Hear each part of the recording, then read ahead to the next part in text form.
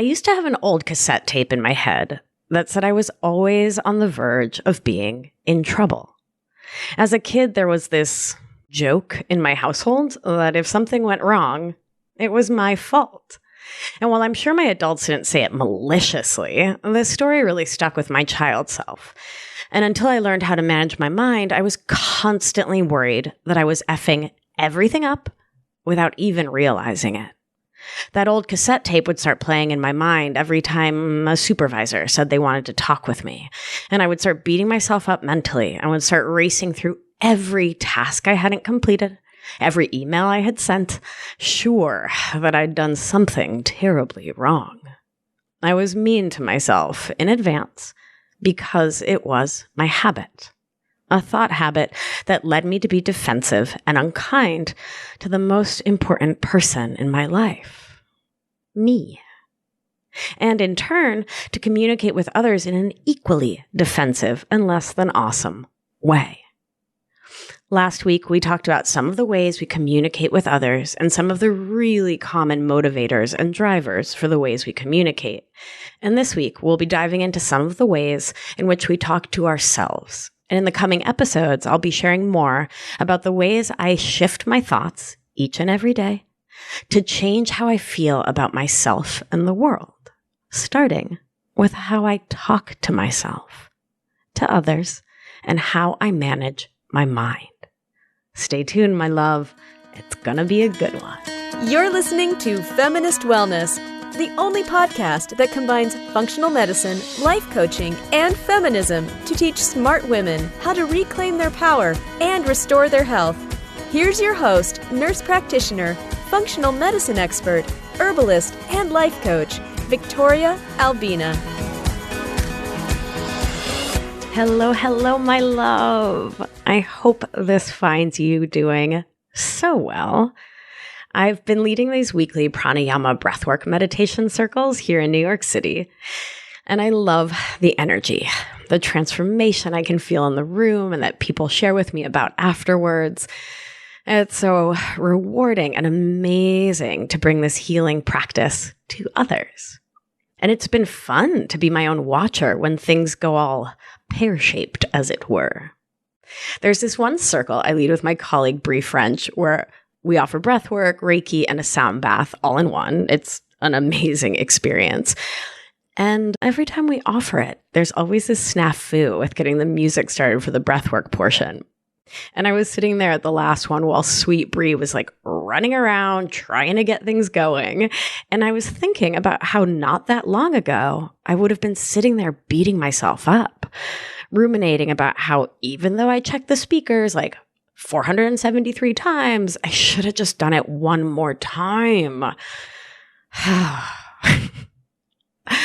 I would have sat there worried about what everyone was thinking about me, if they were judging me, if they were deciding I was a lousy healer, and if I should offer them their money back, if they were going to talk smack about me on the internets. And instead, thanks to the combined magic of breathwork and thought work, I was able to take a slow, deep breath, to recognize my thoughts, raise my awareness about that old cassette tape in my head, and to look at it squarely in the eye and say, these are not thoughts that serve me. I love you, child brain, right? I love you, beautiful inner child who worries that, if all of this doesn't go well, then, I'll die, because that's the kind of thinking that part of our brain loves to engage in. But I was able to look at it and look at it with love, right? Because that part's so vital and, newer in my practices in the last decade or so. And I was able in that moment to shift my thoughts so that in that moment I could also name it out loud, to literally just say it directly to the 20 people or whatever in the room. Not that long ago, I would have started having racing thoughts about you judging me, what a failure I am, how I don't prepare enough, which are not facts. They're just thoughts. And it was so beautiful for me in that moment to watch myself doing that, showing up for myself in these new ways, without the judgment, the criticism, the meanness towards myself. Gosh, it is so freeing not to have to listen to those old thoughts, to be able to hit pause before talking to myself that way. And this is the topic for today, my love, how we communicate with ourselves. My sister Eugenia is a 4th grade teacher, and the other day she told me about a book that she's reading to her students. It's called The Mighty Miss Malone, and she highly recommends it to the 10-ish-year-old set, in case any of you out there are on the market. So in this book, the main character, Diza, is a 9-year-old girl, and she talks about having 2 brains. The brain that talks to her most of the time and helps her do well in school, have a best friend, and basically function to engage in socially adaptive modalities for meeting the world. Then there's her second brain, the previously adaptive, now maladaptive brain that puts her down, that encourages her to throw punches, both verbal and literal. I love that this idea, this reality that a lot of us experience of having multiple versions of ourselves, like multiple voices in our head, is in children's literature. Not only because the little mammals need to hear that having competing voices in our head is super normal, but also because many of the stories that inform that second brain, or that other voice in our heads, the one that's often mean to us and others, comes from our childhood experiences. And if all this talk about adaptive and maladaptive responses, inner child, is new to you, stay with this episode because it stands alone without it, but do make sure to listen to episode 19 to learn more about this framework of your inner child being friggin' brilliant, and then hop on over to episodes 22 through 26, which are all about inner child work. Or frankly, you could just scroll on over to iTunes right now. Right at the top, you'll see that subscribe button. Hit that. Download them all. That way you'll always have them when you're on the go and you can catch up on previous episodes. What a brilliant idea. Okay, so last week, we talked about communication with a focus on how we communicate with others and how that communication can go off course. We talked about how when we use communication, including speech, nonverbal communication, and written communication, to try to convey a specific image of ourselves, to force a connection, or to try to get what we want without asking for it plainly, honestly, and directly, things can get uncomfortable and downright awkward. We can often feel misheard, misunderstood, or simply embarrassed, anxious, down on ourselves. When we recenter ourselves in our bodies through our breath, when we take the time to examine the thoughts that underlie our feelings in those moments, we move one teeny tiny step at a time, closer and closer to the sort of loving and honest communication that helps us tell our story to the world and to hear the stories of others with an open, beautiful heart. So, back to Diza and her second brain. Today, we're going to focus on communication with ourselves, with how we talk to ourselves, how we treat ourselves, and the images we display to ourselves, all of the modes of communication with an inward focus.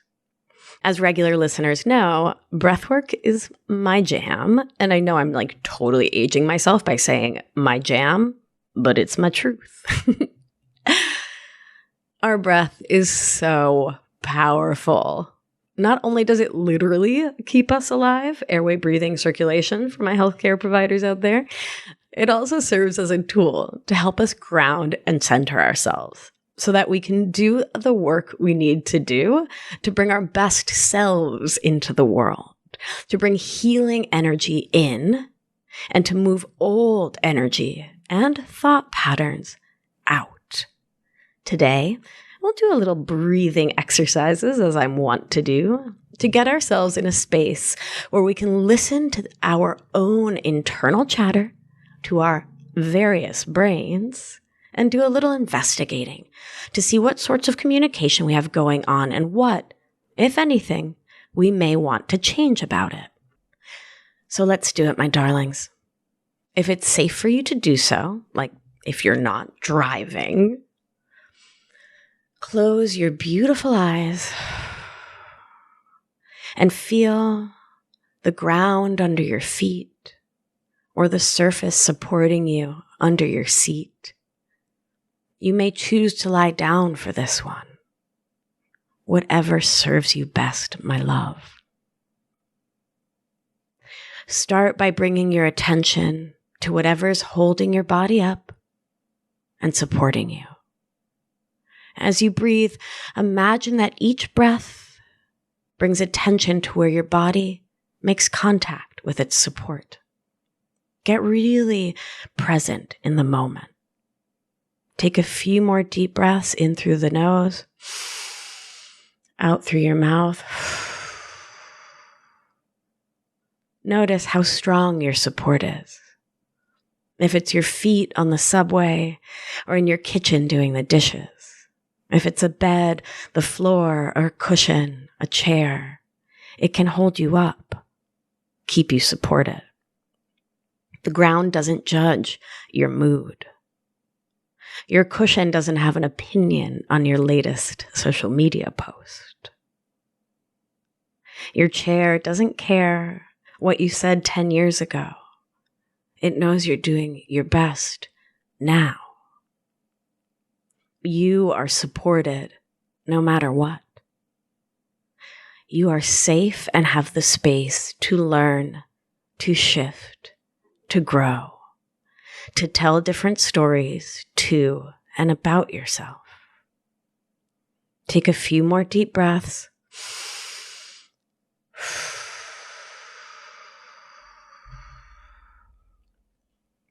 And let that sink in. You are supported and held, literally and figuratively, without judgment. As you feel into that, notice any shifts in your body, mind, spirit, energy field. See if your jaw relaxes. If judgment, tension may shift out of your neck or your shoulders. If your belly might soften. Slowly, bring your attention back to your breath and to the space around you. If you had your beautiful eyes closed, slowly open them. Notice how your body feels. Notice any thoughts in your mind. No need to hold on to them or judge them. Just notice. You may notice a lot of thoughts. Take a moment to thank yourself, mind, body, spirit, inner child, for allowing you to breathe with me in this moment. So, my darling, you may notice that a lot of thoughts came up during that practice. Or you may notice a remarkable lack of chatter. Either way, when we do breathing practices and the more intensive pranayama breathwork practice I teach, we clear the fog in our minds. We bring in clarity and ease. And when we focus on an idea like that of being supported no matter what, we pave the way for some powerful thought work. Since today is all about how we communicate with ourselves, it's important to consider that, like your support, whether it was the floor, a cushion, a car seat, your mind is always there with you. And when we pause to understand how our minds and our thoughts work, your mind can always support you, no matter the circumstances. Now you may be asking, what exactly do I mean by this? So let's go back to Diza and her second brain. Her second brain, like many of ours, produces thoughts, a lot of thoughts, that generally don't help us or her to feel strong, positive, empowered, or connected to our highest self. But wow, are those thoughts powerful? Our minds and the thoughts they produce have enormous power because they determine our feelings. Our feelings then lead us to take action in the world. When we start to understand that many of our thoughts are coming from our second brains, that so many of the thoughts we think are true without question are just old habits, old cassette tapes in our brain from childhood, ancestral beliefs, cultural or societal stories, Then we can create some cognitive distance to ask ourselves if these thoughts serve us, if we want to keep thinking them. And if we don't, we can grab the reins and can lovingly, gently, with peace and calm in our hearts, begin to redirect our second brain. And therein and thereby, we are reclaiming our power in this world. We are setting ourselves up for success and for the happiness that we all want and deserve. With the idea of that second brain in place, the notion that we have a part of our consciousness that can feed us negative or harmful ideas in the form of thoughts about ourselves or about our situation, let's take some time to investigate how this second brain gains its power and what keeps it humming. As we've talked about in previous episodes, especially the mini-series on the inner child I referred to earlier, we learned thought patterns in our childhood years. And then those thought patterns get reified, made stronger, compounded as we grow. Our families of origin communities teach us through example what sort of things are okay to think, say, and do. In order to build bonds and, at its most base level, to literally survive, especially as children, we have to adapt to some degree to our social surroundings. As we grow up and our social circles and sense of self in the world shift and grow, sometimes those thoughts don't serve us anymore. We call these sorts of patterns that persist even after they no longer serve us maladaptive behaviors. So for now, let's consider some example. Let's say you were taught to think that one certain way of being in the world was superior to others. In my childhood, I was taught that being thin is good and being fat or overweight is a sign of, I don't think this is oversaying it, a sign of complete moral decay. So, if that's what you were taught, and so many of us are taught that directly or indirectly, then that's what you're likely going to carry into adulthood as a guiding thought in your life. That thought will then inform the sorts of things that your second brain says to you. That if you're not some perfect size 2 or 0 or whatever, that you're less than, that you're lazy, that you're not deserving of love, that you're obviously not taking care of yourself, you obviously don't care about your health. Sorry, it pains me to even say these things out loud because, wow, they have so been in my brain. And when we tell ourselves these things, when we repeat these painful lessons, we are literally creating a reality. The thoughts that you hold about yourself and others create your feelings in this world. So if you walk around thinking, I'm fat and that means I'm terrible, you are going to feel terrible about your perfect, incredible, amazing human body. And feeling terrible about you will lead you to take action that will keep you in that framework of feeling, because that's what we do. So if you walk around telling yourself you aren't deserving of love, you're not worthy of love, you're unlikely to find love. Putting that energy out into the universe. Holding that thought about yourself will inform the way you act, the way you show up in the world. Likewise, if you experience a lot of anger around you as a young one, you may speak to yourself with anger. Not only does that angry self-talk damage our bodies by spiking our cortisol and other chemicals into our bloodstream, it also colors the way we see the world and how we carry ourselves through it. When we walk through the world in anger, we are less likely to see the positive and to project that anger out into our surroundings. Now, when I work with my life coaching clients on tuning into their self-talk, I hear a lot of similar sounding resistance to this idea that self-talk is something that can change. Remember, our brains do not like change.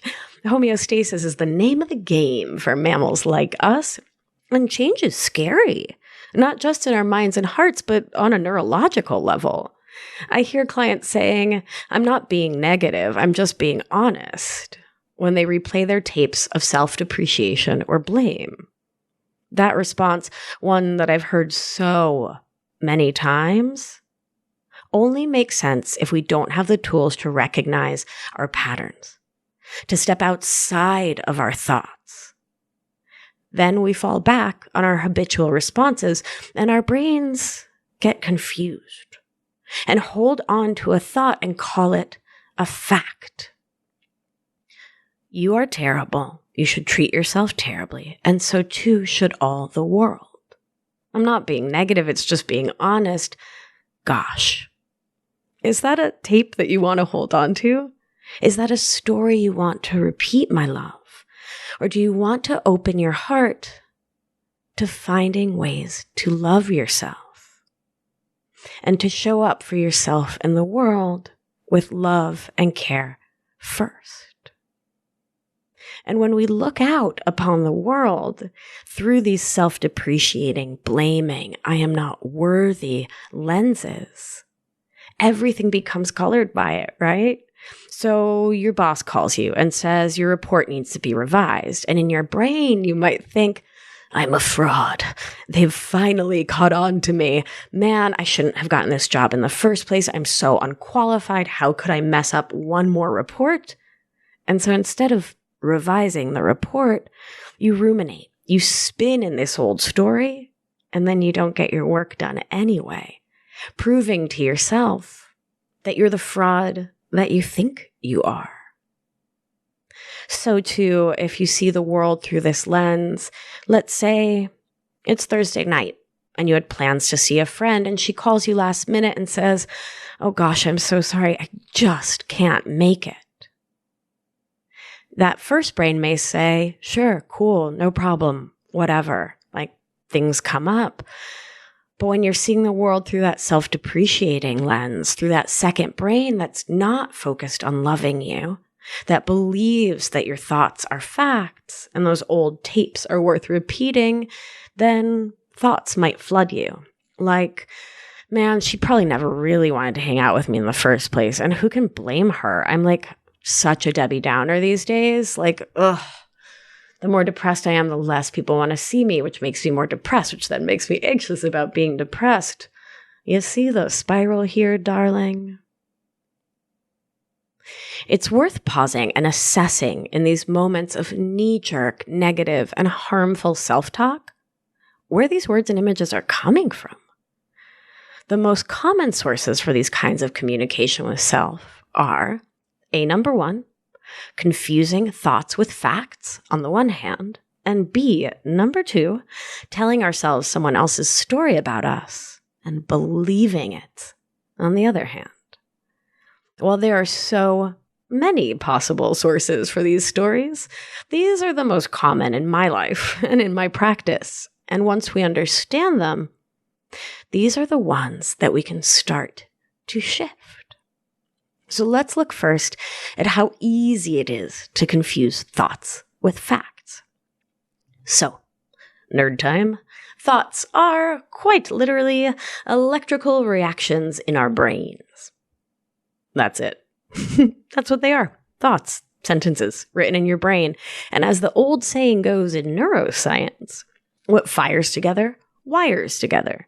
Meaning that the thoughts that we think over and over and the associations we make with those thoughts create strong electrochemical pathways in our brains. So imagine with me for a moment, my darling, running a wheelbarrow over soft ground over and over and over again, creating a rut in the ground. Or, as the poet Mary Oliver puts it, and now I understand something so frightening and wonderful. How the mind clings to the road it knows, rushing through crossroads, sticking like lint to the familiar. God, I love some Mary Oliver. That's from the poem Blue Pastures. When we think the same thoughts over and over, like, my relationships always end in hurt and pain, we get neurologically stuck in that rut of thinking. The reality, the fact on the ground may be that your partner is kind, thoughtful, totally head over heels. But that old wheelbarrow keeps going back to, this is going to end in pain. Watch out. Defend yourself. Always stay one step ahead. Don't get too vulnerable. Don't get too cozy. Because those kinds of thoughts, while they may not be profoundly conscious, right? Like they may be rolling around in your unconscious, your subconscious, that child space. These thoughts are just habits, right? Thought habits you've developed in your brain that don't necessarily reflect your current reality. Another thought pattern that many of us has goes along the lines of, pain is bad, avoid pain, pain is scary.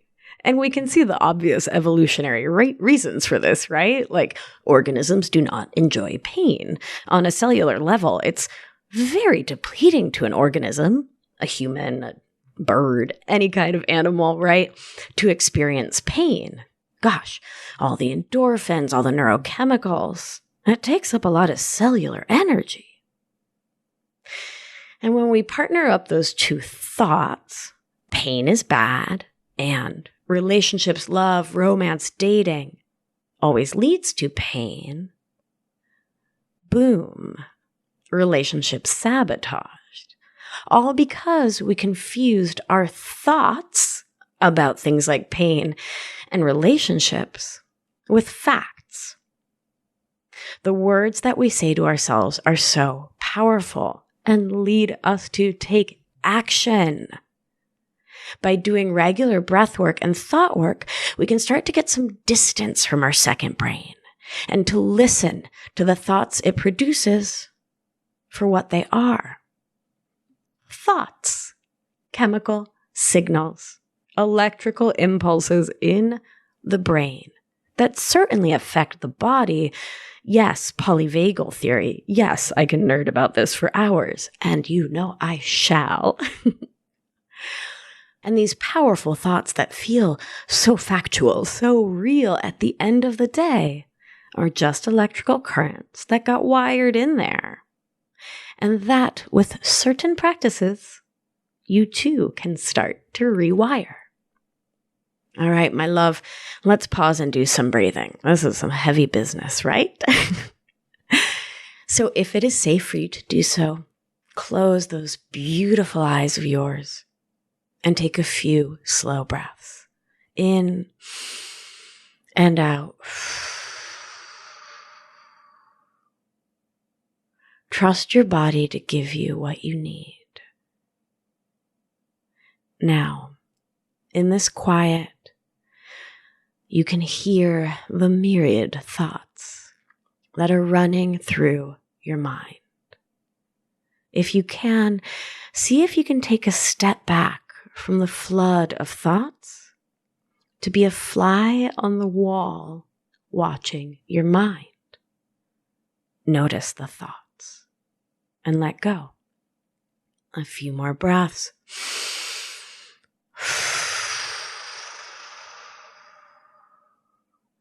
Notice the thoughts that come and go like leaves on the wind, and use your breath to help you stand at a distance. Some thoughts may try to pull you in like an insistent dance partner, but you, my darling, are not here to dance. Not today.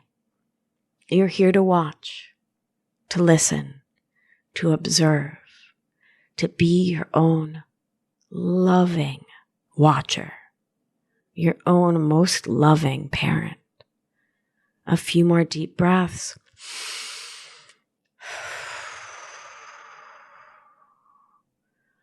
And when you're ready, thank your perfect mind, body, spirit, and slowly flutter open your eyes.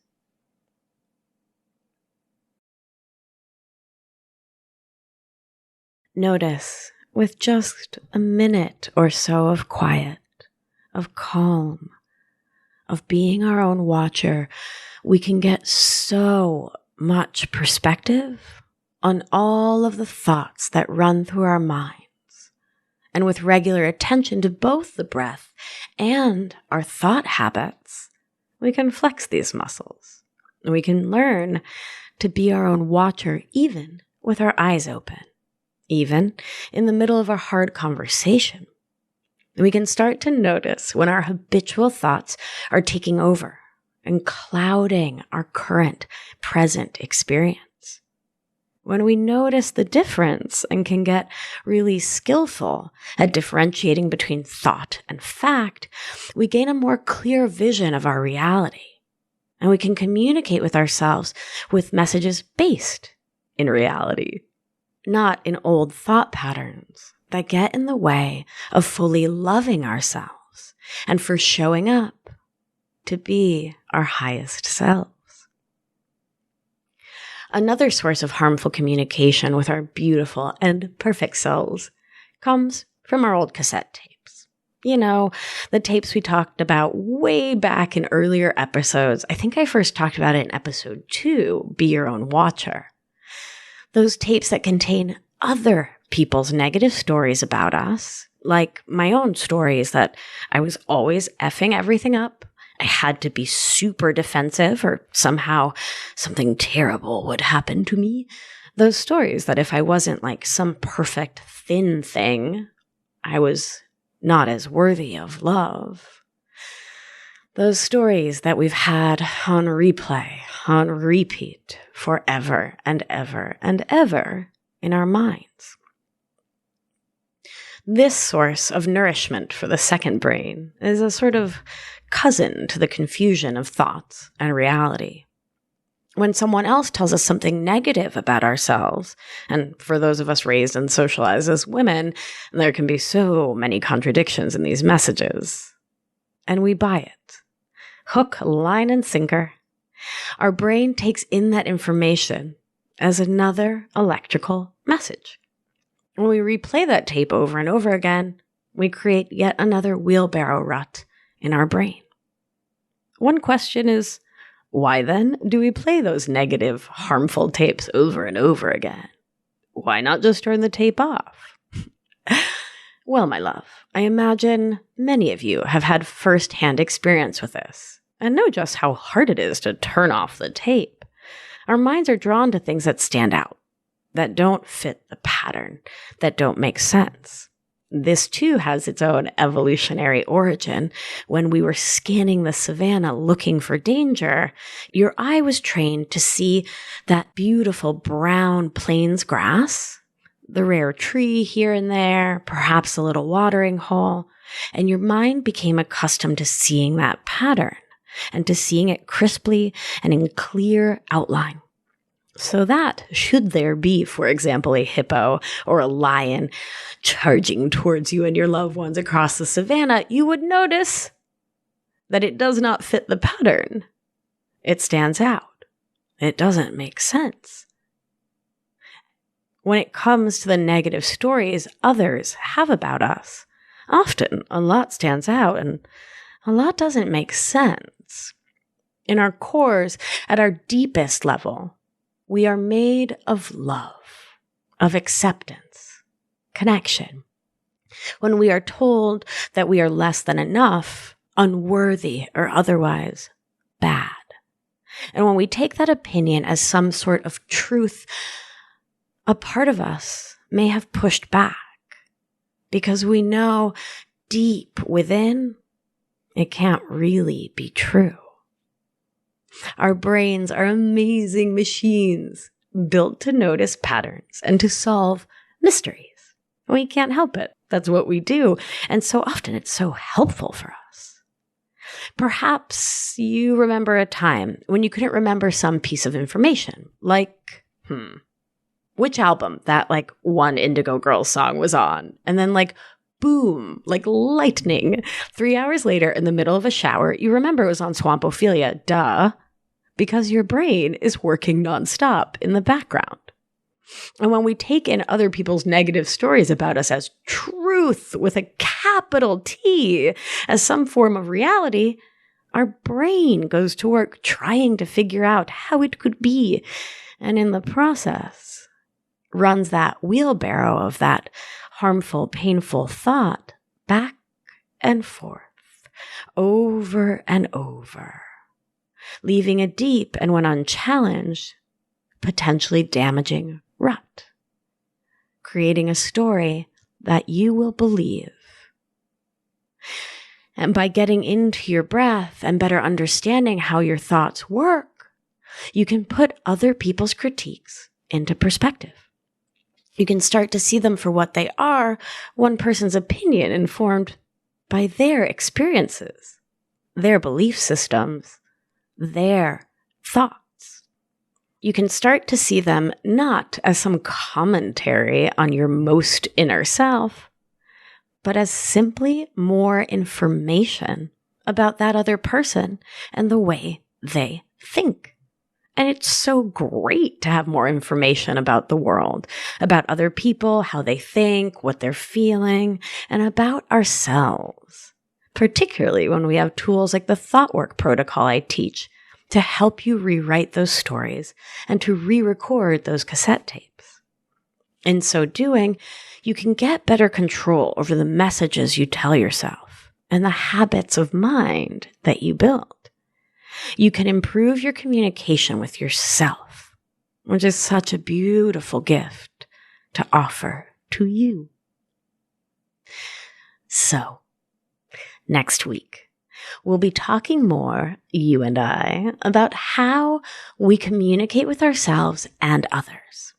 And in coming episodes, I'll be outlining exactly how I shift my thinking to shift my feeling, and thus my actions, because you know I love actionable lessons. I am, after all, always a nurse. So make sure you're subscribed to the show on iTunes or wherever you get your podcasts so you don't miss any of the coming episodes. And if you're enjoying the show, please, my darling, take 2 little seconds to rate and review on iTunes. And I ask this of you because it really helps. So iTunes makes all these decisions about which shows it shows to which people. And the more ratings and reviews and subscribers a show has, the more likely it is to show up on someone's feed. Therefore, the more likely they are to listen to these free teachings and to hopefully find a way to shift their thoughts, to shift their feelings, to shift their actions, to feel better and better about themselves each and every day. That is my dream in this human lifetime, to share these healing messages. And I thank you in advance for doing your part if you feel so moved.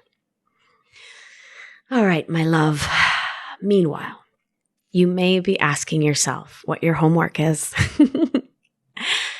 And you're going to be wildly shocked if you're a regular listener to hear me say that your homework is awareness. It is always the first step. Listen, I'm always going to start by imploring you, enticing you to bring your awareness, your attention to when you're playing old cassette tapes. When you're labeling a thought like, ugh, I always F everything up, as a fact. Because, my darling, that is not a fact. It's just a thought. And continuing to think that thought doesn't serve you, my perfect, beautiful angel. It keeps you in this cycle of communicating with yourself with negativity. And the irony is that story, ugh, I F everything up, actually keeps you from seeing where you have made a mistake, where there is something that you would be delighted to do differently.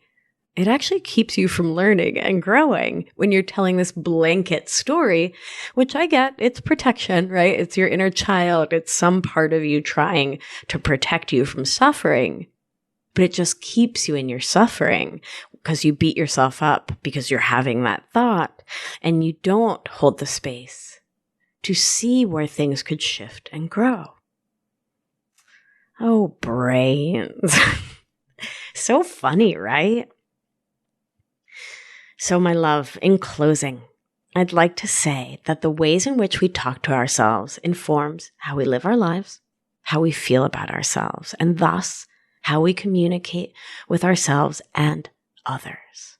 If we don't get into the habit of regularly pausing to examine how we talk to and about ourselves, which brain we're activating and engaging, we are not fully in control of our lives. We're not managing our minds. It's hard to change the things you cannot see, so the more in touch with yourself you can get, the more awareness you can bring to the ways you're communicating with yourself, the more power you take back to direct your thoughts and thus create the outcomes you want in life. If you're thinking old self-defeating thoughts, if you're listening to your old cassette tapes on repeat, the ones that say you've failed before, so why try now, that you're not enough, not worthy of love or attention, that your choices don't matter, then you're going to feel every feel those thoughts provoke as though they were truth. And they're not. They're just old stories. We all have them, and you can shift them. I know you can. You can do hard things. Borrow my faith in you if you're not feeling it quite yet. And if you'd like some more of my voice in your ears and a meditation you can use to help calm and center yourself in a challenging moment, head on over to victoriaalbina.com/bodyscan to download 2 free body scan meditations that I have made just for you and use them in moments of tension and moments of calm as a way to bolster yourself up, connect in more with your perfect human body, and to begin to shift your thinking. I'll be adding more meditations and a free breathwork demo soon, so make sure you're on my email list so you get all of those goodies. You know I love presents. Mostly giving them. I love giving presents.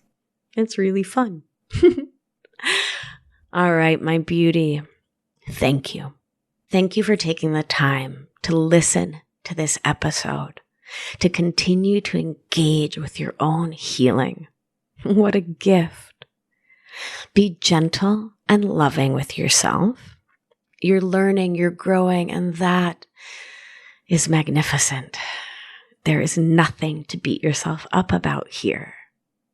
Until next time, my love, be well, and remember, you are safe, you are held, you are loved. And when you heal yourself, you help heal the world. Until next time, my darling, and thank you for listening. Thank you for listening to this week's episode of Feminist Wellness. If you like what you've heard, head to victoriaalbina.com to learn more.